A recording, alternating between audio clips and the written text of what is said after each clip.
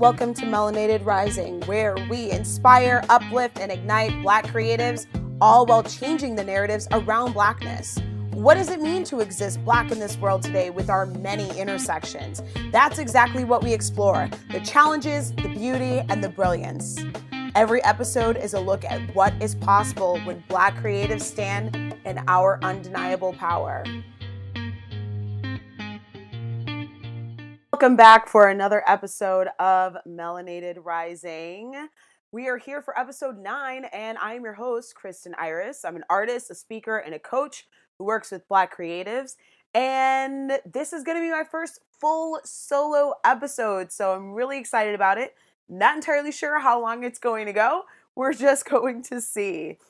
And going from here on out, we will have episodes that will be solo and then also guest episodes. So hoping this time I'll be able to keep up with a weekly schedule for you guys, because I am a solo podcast producer over here. Yes, anyways, so moving into today's topic, the narrative around Blackness that I am tackling today and challenging and working to break down is the Oreo. Because I've been called an Oreo, and I know that there are a lot of us out there. So, for those of you who maybe aren't familiar with the term or haven't heard it expressed in this way, an Oreo is someone who is Black on the outside or Black racially, but white on the inside. I say that with finger quotes. So it's the idea that you are Black, but the way you're acting or the way you're speaking is not in alignment with the ideas of Blackness. So you're not really Black. Now, this is a really toxic narrative, and I feel like it's one of those things that's so pervasive, but it's kind of gone like under the radar for a really long time, because a lot of us aren't talking about it, and we're not talking about it because it's really hurtful. It's really painful. And the experience of being called an Oreo or told that you're not Black enough or that you don't belong in your community, and even if you're mixed race, that is something that actually causes a lot of damage, and it makes it hard for us to talk about because you don't know if you're going to be rejected again by the people, of your community that you bring this up to. So it is a complex issue, which is why I call it the Oreo Complex. Now, the first thing I want to do is share a little bit about my experience with this so that you can get just an idea of how it's shown up in my life and see maybe if and how it's shown up in yours as a Black individual, if you are a Black individual. So I've had kind of several instances in my life where something like this has happened. So I've been called an Oreo. I have been told that I wasn't Black enough, or that I wasn't really Black, is really what it was. It's you're not really Black. So my background, I am Black American. So I'm half Black American and I'm half Puerto Rican. So I'm Black and I'm all Black, but I'm half that Black is Latina. So for me, my experience, and this is from way back when I was a child even. Okay, so for you, think back, like this could be something that happened as a child, as a teenager, as an adult. Now, for me, it's happened pretty much all across those spectrums. As a child, as a teenager, as an adult, a little less as a teenager, but more as a child, and definitely as an adult. So for me, having two particular backgrounds, the Black American kids and people I was around, and this is people outside my family, because I actually don't recall getting this from my family at all, but like the kids that I was around, in school or in the neighborhood. So, or even in Girl Scouts, I actually remember that one in Girl Scouts. So the Black kids would be like, oh, well, why do you talk like that? Or you talk like a white girl. Or you're not really Black. You're basically white. I got that one a lot. Now, from Latinx kids, kind of the same thing. Was like, you're not really Puerto Rican. You're basically white. It was a you're not one of us. On both sides, it was a you're not one of us. And that for me was really confusing as a child. as a child where I wasn't really aware of systemic racism. I wasn't really aware of white supremacy, but I was still dealing with the impact of it. This is one of those places where I was dealing with the impact of it, but didn't really understand what was happening. So on both ends, from both sides, I'm getting this message that I'm not one of them. Black people say I'm not one of them. Puerto Rican people say I'm not one of them. Both of them say that I'm white, but I'm not white. So for me, that felt very confusing as a kid to be like, it left me with a feeling of like, I don't understand where I belong. I don't understand, why I'm not black. I don't understand why they say I'm not black. I don't understand how I'm not Puerto Rican. Now, if you look at me, like most people would just look at me and think that I'm black, like Black American. They wouldn't know that I'm Puerto Rican because the typical image of a Latina woman out there is not someone who looks like me, even though there are people who look like me all over that island and all over Cuba and all over Brazil and all over the Dominican Republic and all over all kinds of places. There are people who look like me or who are even darker than me. And so, but the message that media sends is that Latinas are like these light skinned Latinas with like long silky hair or whatever. That's what you see in telenovelas as well. So as a kid, I'm growing up. My grandmother, my Puerto Rican grandmother, is watching us. She watches telenovelas. There's nobody on those shows who looks like me. So on that side, I already had media and society telling me that I was not part of that community, that I didn't look like them. I also only spoke like very, very little Spanish. And even now I'm like relearning Spanish. I would not say that I don't speak it well enough to actually speak it with someone and have a conversation with someone. And so all these things telling me like, well, you don't really fit this idea of what Puerto Rican is or what Latina is, or at that time Hispanic, because we were still using Hispanic. Like, you don't fit this idea of what that is, so you're not part of that. You're just black. And so I was always trying to claim my like Puerto Rican identity because people were constantly, I felt like the world was constantly telling me that I wasn't allowed to. And then on top of that, having people actually tell me, oh, you're not Puerto Rican, you're not one of us. And then on the other side, having Black kids tell me I'm not one of them, it's like, well, fuck, where do I go? Where do I belong?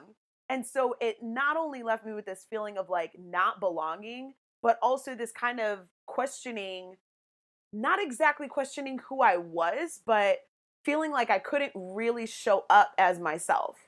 Or like if I did show up as myself, that I might get this pushback. So like I would try to show up as myself, but there was always this like tension within me about doing it. And that might be something that feels familiar to you. If there's this tension or this anxiety around showing up as you are or speaking up about things that matter to you, using your voice, if there's this kind of tension within you about that, then that might come from something like this, or even other oppressive experiences that you might have had. So these are things that happened as a child. And then also, so I have my Black side and my Puerto Rican side, operating around white people.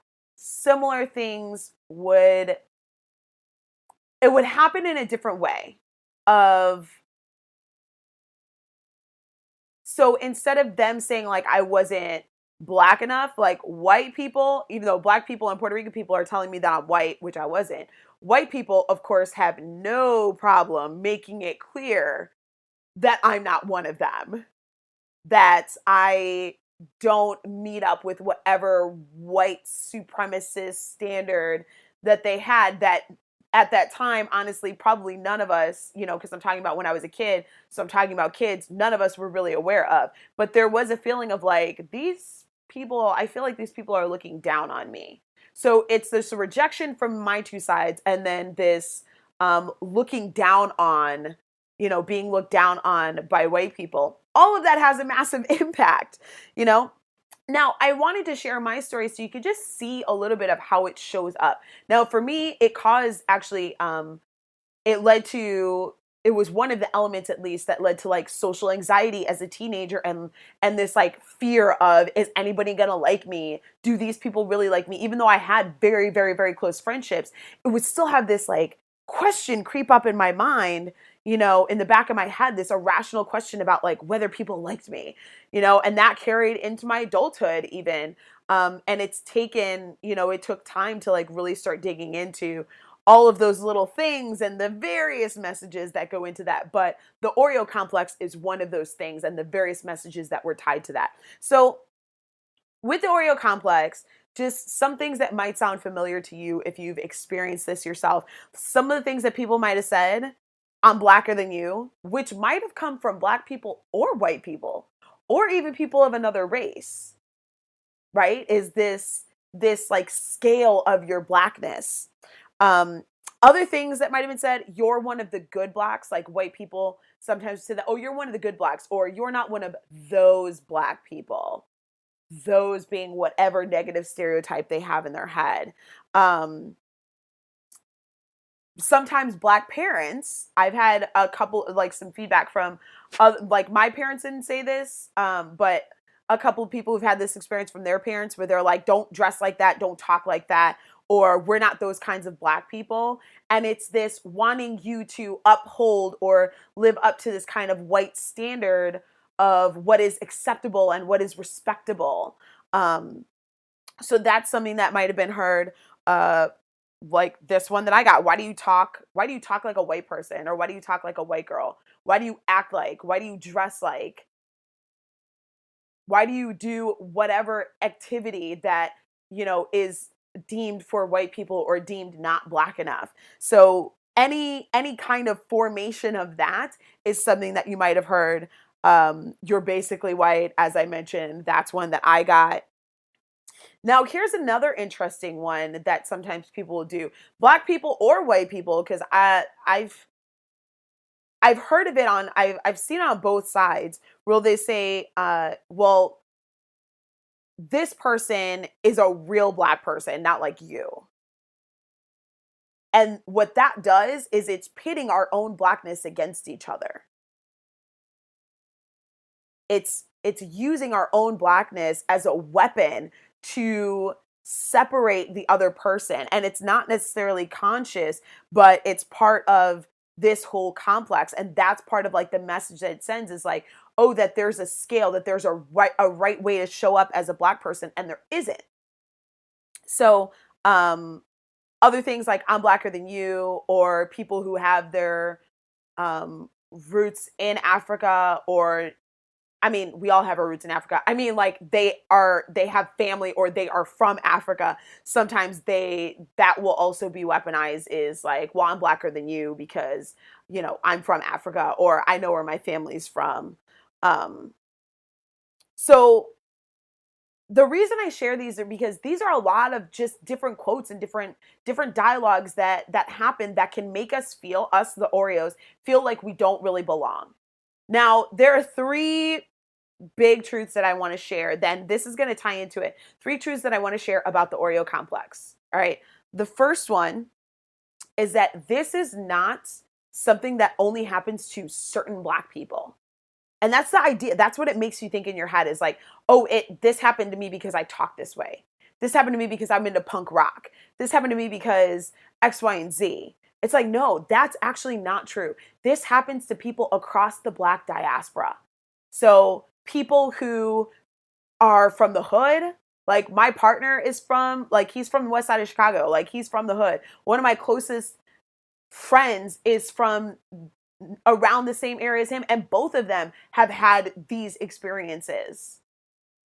This happens to people from, affluent areas or upper middle class families or neighborhoods, is they'll get these dialogues. People who are from Africa will be told by Americans, you're not really Black, you're not Black, you're not like us. Okay, people who are Afro-Latinx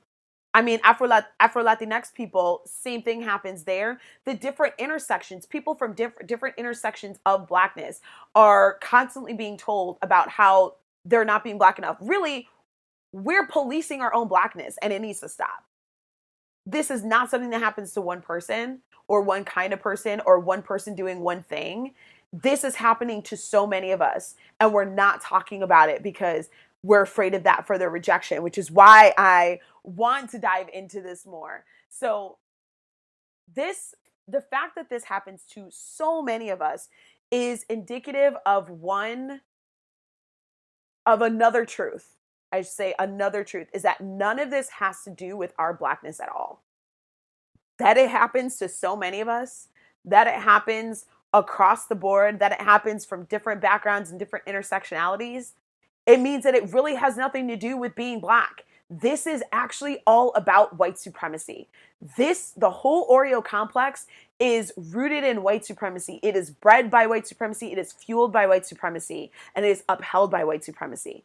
And then it continues through the Oreo complex to perpetuate more and more white supremacy. So let me give you an example. If you were like me and you had a white person calling you we'll go with a Black person first. A Black person calling you an Oreo, a Black person saying you're not really Black, you're not Black enough. Why do you talk like that? The way white supremacy plays into this is that white supremacy has told this person that certain things are not for them. That as Black people, we are not supposed to speak a certain way. We're not supposed to, that these things really, which are like every time I've been told that I talk white or something like that, it's because I'm speaking because I speak in an articulate way, or I speak like an intellectual, or as my friend says, the Queen's English. And it's this idea that those things are for white people and they're not for us. That we can't represent education or intelligence or intellectuality. And all of that is bullshit. So when someone is saying that to you, it's because they have been told that they are far from the white standard that we're all being held to. That white default, that white elite, which is white supremacist. Because it puts whiteness above everything else. It says all these good things are up here for white people, and everybody who doesn't appeal to that, who doesn't live up to that, is less than us, is less than whiteness. And so this person who might have been saying this to you has been told consciously, subconsciously, by people around them, by media, by society, that these things are for white people, it's not for us, and that they don't belong. And so they turn that around on you to say, really, because your proximity to this thing that they perceive as being close to whiteness is closer than they are, like you have a closer proximity to it, or because you're too different, or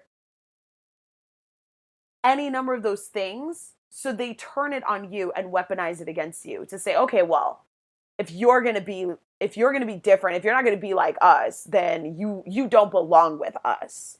You're not Black enough to be with us. And it's all part of their own hurt. Like, it's hurtful, it's harmful to be told by the world that you're unwanted, that you're undesired, that you are, below other people. And that's what we deal with all the time, every day, in and out, in subtle and not so subtle ways.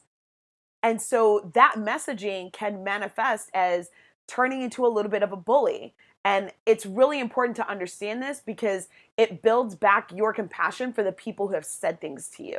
The Black people, I will specify, because this is the sneakier way to see where the white supremacy comes into it. Now, with white people, it's a little easier to see it. White person says to you, I'm Blacker than you. And one, they literally are not at all Black because they're white. They literally can't be Black because they're whites. Okay, but what they're doing is they're saying it because there's an idea in their head of what Blackness is that is edgy and it's cool, and they want to assimilate that because it's edgy and cool, and they get to put it down when they want to and not have to deal with any of the consequences or the dangers of being Black. And so they want to take from what they perceive as our culture, and they want to take what they perceive as like our identity for themselves to try on for size, and then make us feel like we don't actually belong. And that is part of isolating us from each other. So no matter where you're getting it from, the idea here, the way that white supremacy fits into this is that it is designed to make us feel like less, make us feel like we don't belong, and then divide us within our own community. Right? So to make us feel like we can't connect with each other, like I'm not good enough to be here, or I'm not good enough to be there, so I don't belong anywhere. And that division is what white supremacy is always working for, because we as Black people are incredibly powerful. And when we come together in community, we are incredibly powerful. And we create powerful change in the world, paradigm shifting change. White supremacy does not want this. That's why white supremacy exists, is to keep whiteness at the top and to push others down. And one of the best ways to push others down, to push Black people down, is to divide us and to turn us on each other. And this is why we need to break this for ourselves, so that we can come back together in community and in service of our community and our culture and our people.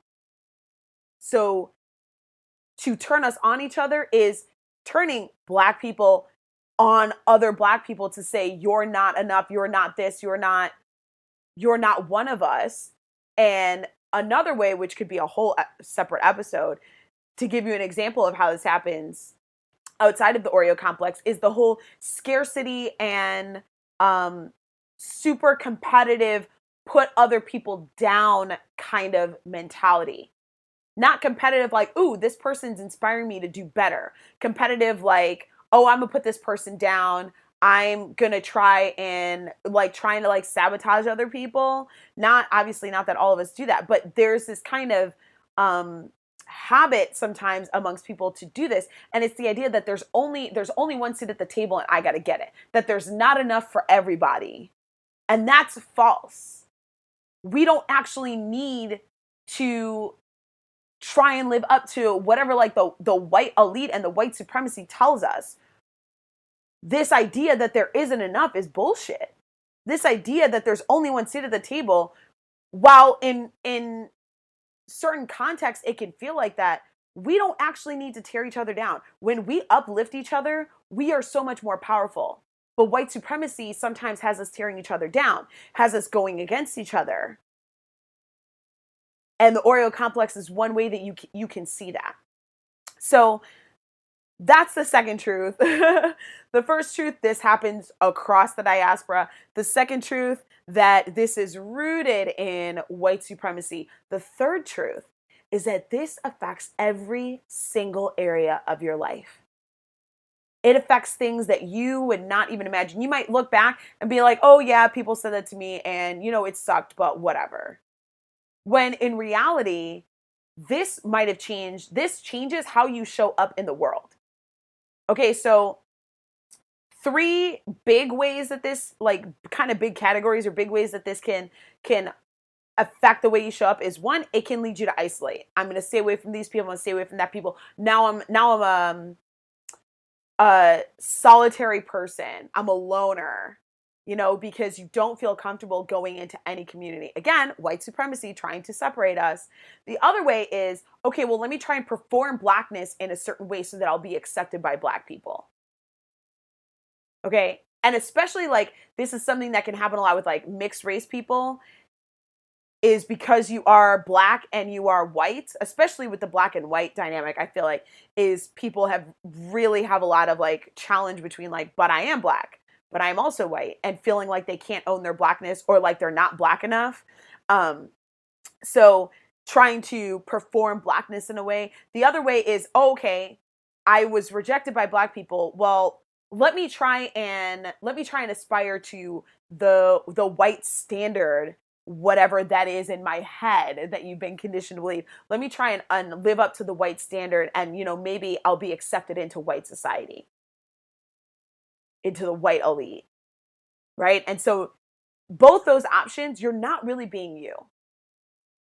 You're performing, you're putting up a facade, right? And then if you're isolating, you're not really being you, showing up fully in the world. You're not showing up in all of who you are in the world. And if you're not doing that, it's going to affect your relationships. your friendships, your relationships with your friends and family. It'll affect your romantic and sexual relationships. It'll affect how much or how little you voice when there's an issue or when you're hurt or when you love. It affects your really the things that you pursue in life and the pathway that you go about to pursuing them. It affects the way you step into your creative work or your passion, the way you actually create, and how much you create, and how much you put that out into the world. It impacts all of that. And the impact that you want to have on the world gets lessened, or it gets deadened and quieted down when you are not showing up fully as who you are. And that means in all the parts of you, including your Blackness and however that shows up. Like, you don't have to perform Blackness in any way. You can be you. And I mean the real you, not the facade that you might put up with different people. The real you that you are, that you in the world existing as a Black person are a Black person. And that is what I want to change about this narrative, is that there is such a thing as an Oreo, that there is such a thing as being Black the right way. You, as you show up, are Black when you show up fully in who you are. And you get to own that. Or own, like, if you're mixed race, you get to own that part of yourself. And that is, I want to say, the magic of being able to shift out of and heal the Oreo complex is that you do get to show up in all of who you are. You do get to show up in what you're creating. You do get to step big into the impact that you want to have on the world and on the community and on the people around you. You get to show up fully in that. And when we show up fully as who we are, we create more space for other people like us, for other Black people in the many different intersections and experiences and backgrounds that we have. We are not a stereotype. We are not the idea that media or that white America, if you're in America, you might not be, but that, white society has created around what a Black person is. We are many and we are varied. And our stories deserve space. Our voices deserve space. And when we step fully into who we are, we take up that space and we create more space for more people to show the variety of what Blackness is, the beauty and the brilliance of what Blackness is. And that changing all those stories, changing those narratives around Blackness is what will actually change this society. It will change how so many of us interact, how so many of us relate. It will help to dismantle a lot of this our internalized oppressions and the external oppressions that we have to live. It will help to dismantle those things and create, really what we get to do is we get to create a better world for the people who are coming after us, for our children and our children's children. And if you don't plan on having kids, that's okay. For, the metaphorical children, the ones, your nieces and nephews. And the other people, just all the people who are coming after us, because they're inheriting the world. You got to think, in the entire span of human history and human life that will be on this planet, our existence is for like such a fraction of a second of that time. It's so small, but we can have such a big impact when we show up as who we are, when we break through these oppressions. And it's so, so powerful. So some things that you can start doing in your life if you've experienced the Oreo complex to start really looking at this is to, think back to those times. Think back to all the ways that you were told that you weren't Black enough, that you were told you were something you're not. All the ways that you have felt rejected, and really go back to that and let yourself feel like, what did that feel like? Because you have to feel it to face it. And you have to face it to heal it and shift it, right? So really look back at those different stories. How did that show up in your life? What is your particular Oreo story? And then look at how that, how you show up with different people.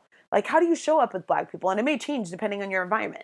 How do you show up with white people? It may change depending on your environment. But start paying attention to that as you step in the world. Where are there places where, the different feelings that you felt when people said these things to you, whether it was rejection or isolation or anger or hurt, really tune into those feelings and ask yourself, where else am I feeling this in my life? Because that'll help show you like where there may be a connection between your Oreo history and what's going on in your life and the way you show up. And that includes how you interact with Black people, how you interact with white people, how you interact with other people. And then another thing to look at, so it's kind of three things right there, is one, go back to those experiences and really tune in and how that felt. Two, I'm doing these a little bit out of order. Two is looking at where you feel those things in your life now. Where are the other places that you do or have felt those same feelings? Because that'll give you an idea of where they're tied. And the third is really look at how you show up with different people. Are you being authentic? Are you performing? And this is where looking at these things, these three steps, can get really challenging because you have to get really honest with yourself about the things that you've done, the way that you've responded, how you chose to show up in the world in response to being called an Oreo. So looking at how you show up with Black people, how you show up with white people, how you show up with, other races. And then also taking that a little deeper. So there's a little bit of an addendum. It's sort of like a 3B, if you will. Not necessarily a number 4, but like a 3B is, what are your judgments around these people? And this is a place to explore. And this kind of work it's very challenging, and it can feel scary. It can feel painful. It can feel sad. It can feel sad to look and see like, oh, this is how this really impacted me. And I haven't been showing up fully. And I haven't been living into my full potential. I haven't been living into my full power because of this story that made me feel small, that made me feel like I didn't belong, that made me feel like I was unlikable. And that's why you have to face it, you have to feel it, you have to face it, and then you can heal it. And that's tough work. Like this is why I work with Black creatives, is to work to help guide you through that. And it is really deep work. And it involves that truth speaking. It involves facing fears and facing anger and facing pain, but also facing your real power and your strength. And so it is challenging work, and it can be hard to do on your own. I did it on my own, and it took me years, which is why I'm now a coach, so that it doesn't have to take other Black creatives years to go through this work. And so with even just this complex, the Oreo complex, because we have many different messages coming at us all the time that maybe have nothing to do with the Oreo complex, but still add to the things that are holding us back. With the Oreo complex, this is like one area where it instills these internalized oppressions. And when I talked about earlier about that third truth where it shows up in different areas of your life, I want to point out, like, because we are creative, so I specifically want to point this out, is that it does impact our creative work. Think about if you're someone who has imposter syndrome, you doubt yourself, you have fear, you struggle with visibility, either feeling like you're not seen or being afraid to be visible, which is kind of two sides of the same coin. Really, because when we get this story or these different messages that are really all these people not seeing us, which the Oreo complex completely feeds into, which is why so many people who experience that feel like they're not really being seen, it can make you afraid to really put yourself out there and be seen. Because you could put yourself out there to be seen and people still may not see you, and then might give you that sense of rejection again. Or you can put yourself out there to be seen, and now people do see you, and they don't like what they see. And now you've got that rejection again. So these are the fears that play into that. Goodness, I feel like I could do a whole episode on just that. But this fear around visibility is a huge thing that comes out of the Oreo complex, and that impacts our creative work. It impacts whether you put yourself out there, whether you put your business out there, whether you put your, your writing project out there, whatever it is. Because when I say creative, I mean creative is whatever that is for you. I actually feel like everybody is a creative and everybody has a creative element to them. So creative does not just mean art. It doesn't just mean performance. It doesn't just mean, like creating music. Art can be, creativity can be a number of things. It could be business. It could be tech. It could be medicine. It could be engineering. It could be athletics. All of these things take a creative mind for you to excel. Period. For you to excel, for you to push yourself to the next level, for you to maybe push the industry or the dialogue to the next level, all of these things involve creativity, and how you operate and how you engage with your creative arena itself is an element of creativity. It is creativity in action. And so this engagement with your creative, whatever your area is, your arena, your endeavor, your project, that is deeply impacted by the Oreo complex, by the rejection that came from it, by not feeling like you can fully step out into the world as who you are. Of course, that's going to show up in what you are creating in the world.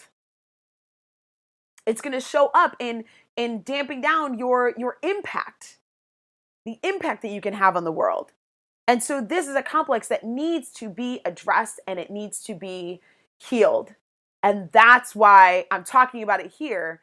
And if this is something for you that you're like, okay, yeah, I definitely had this experience or a different experience in the Oreo complex arena, then listen up because I have something special. I have opened a brand new program called From Oreo to Empowered. It is a 7-week intimate group program for creatives of the Black diaspora, including mixed race folks who have been told that they weren't Black enough, called an Oreo, or made to feel in some way that they are not Black enough. Now, this is a program that for the 7 weeks, you will be in a supportive, small community. It is maxed at 8 people. That's it, just 8 people. So it is a supportive, small community that is there to help you, that is there to see you, to share in your journey, and for you to share in theirs as well. So we're creating a place where we can come together. Now, in this 7 weeks, we will be doing weekly calls, and the 7 weeks, we will be going through dismantling your internalized oppressions. We talked about some of that earlier. Healing your particular Oreo story, the pain and the hurt and the damage that was caused by your particular Oreo history. And then also looking at the patterns that created in your life and clearing those patterns and replacing them, starting new empowering patterns for you. And this is going to lead you back into welcoming yourself home into your wholeness, including your Blackness, so that from that place of really being steeped in who you truly are, that place of power, you can step big into what you're creating and in the impact you want to have in the world.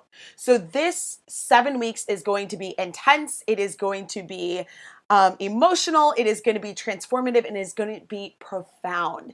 It is going to be a place for you to do the deep personal work that you need to clear and to heal and to move these things out of your way so that you can expand into your creative work. So every week you are going to have action steps that will cover both things. So you'll have something that will help you with the personal work and then something that will also help you step up more into your creative work. So these things will play into each other. And again, your creative work is whatever endeavor that is for you. I am not here to define what creative is for you. But this program, you can go and apply and get all of the details and apply at kristeniris.com/Oreo to empowered. Now, a quick note on the pricing. I am trying to find ways of being more accessible, but to also sustain myself because I am doing a lot of emotional and energetic labor and putting a lot of time into facilitating programs like this. So To make it more accessible, I am offering a pay what works for you financially within a certain range. So it'll be a discounted amount up to the full amount. And then if that is just completely not feasible for you, I do have additional scholarships available that are anywhere from 25 to 75% off. Really just depends on your situation and what, just kind of what we talk about in the conversation as far as what your need is. So go ahead to kristeniris.com/Oreo to Empowered. Apply for the program. You can apply for a scholarship there if you have more of a financial need. And we'll have a conversation and see what we can do to move you through this. Because if this is something that feels like, oh my God, this is what I need, or even it gives you a feeling of apprehension, go to the page, go and apply, because that is a sign that this is a stretch for your comfort zone. And that is what we need. You always want to be stretching your comfort zone. And your mind wants to pull you back from that, because in your comfort zone is where it's safe, even if you're unhappy, even if you feel stuck. But when you start stretching your comfort zone, then you really open up into your full potential and your full possibilities in your life. And that is what I want to see you do. So again, kristeniris.com/Oreo to Empowered. We begin March 1st. So if you are listening to this, the day it goes live, we've got a little more than a week to apply and to join the program. And there will be a link in the description of this episode for you to click, just to make it easier for you. If you have enjoyed, thank you for joining me for my first full solo episode of Melanated Rising. If you enjoy the show, make sure you subscribe so you get new episodes when they release. And please do me a favor, leave an honest review in iTunes. It is the best way to help others find us and to get this show out to more ears. And that is really what I want, is to be able to reach more people so that they can feel more melanated people, so they can feel inspired and, to ignite them into action. So if you would like to help support this podcast, because I am a solo producer over here, if you'd like to support this podcast, I invite you to join my Patreon page at patreon.com/Melanated Rising. Thank you so much for tuning in to this episode of Melanated Rising. Until next time, please, I invite you and encourage you to stand in your Black creative power.